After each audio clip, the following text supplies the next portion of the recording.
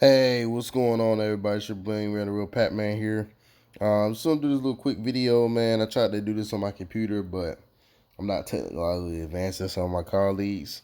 Making videos isn't really my thing, so I'm gonna have to just kind of use my phone as a screen recorder, man, and kind of just show you guys what I'm talking about. So today we're gonna be using OverTheCap.com.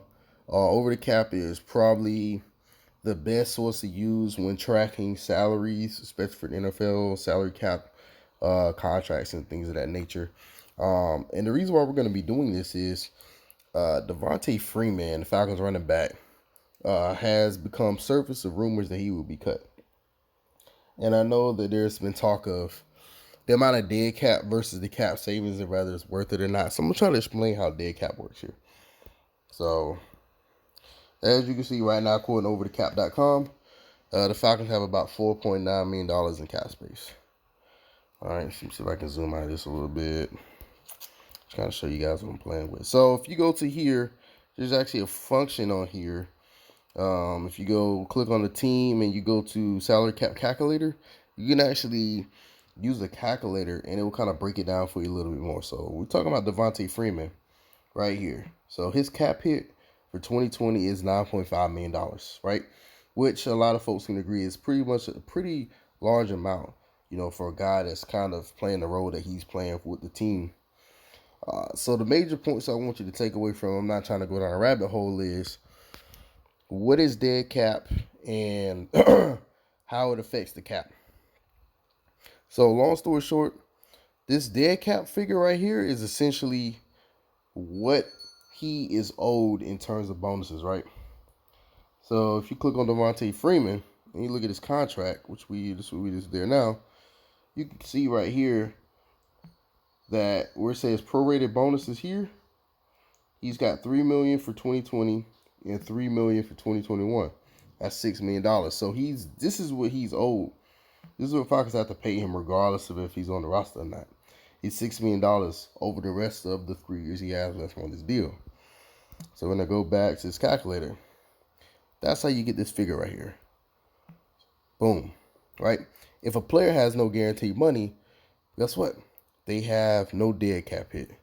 Like for instance, Neal's a bad option because I think his deal is due because he's injured, and they picked up a 5th-year option. So they don't really save any money here. It's just not reflecting here. But let's just look for somebody else. Josh Harris, the Falcons long snapper. All right, so let me highlight that. $0, right? So let's just say we cut him. You can see his cap hit is 0. So we'll go back up to Devontae Freeman. This is important. Right now, you see that $9.5 million in cap hit. So if we cut him, it becomes that $6 million in dead cap that we were just talking about. So his money doesn't go away because he has guaranteed money, but it gets accelerated because he gets cut, and that becomes the cap hit. And you might be thinking, what happens to the cap savings? It saves the team cap. This $3.5 million that the Falcons saved by cutting him. Let's look at this. Let's look at the top. They were at $4.9 million here. Let's cut Freeman real quick. Boom. Tag goes up back all the way up to $8.4 million. That's how that works. So you're still going to be accounting for him on your cap, but it's not going to be at the same cap hit that he would normally be at. It would get lowered to whatever his dead cap is. So there are several players that you can do this for. The only down part about this is you're still accounting for this guy's cap hit. It just gets lowered, but you're still accounting for him even though he's on the roster. So whomever you bring in via the draft, whatever the case may be, they're still going to you're still gonna have to end up paying those guys out. That's why teams generally want to avoid cutting players that have a high dead cap hit. I mean, even Trufant, you can cut him. His cap hit goes from 15 mil to 10 mil. You're still accounting for Trufant, even though he's not on the roster. So that's just a down and dirty how dead cap works, man. You can go on overthecap.com, play with these calculators, man. It's really cool stuff. Kind of see where the roster's at.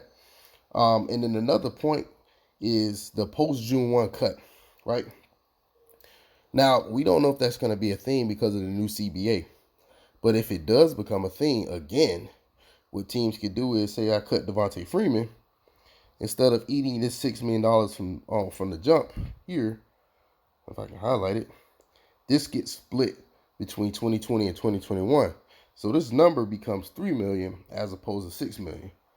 And that's how those post-June 1 designations work.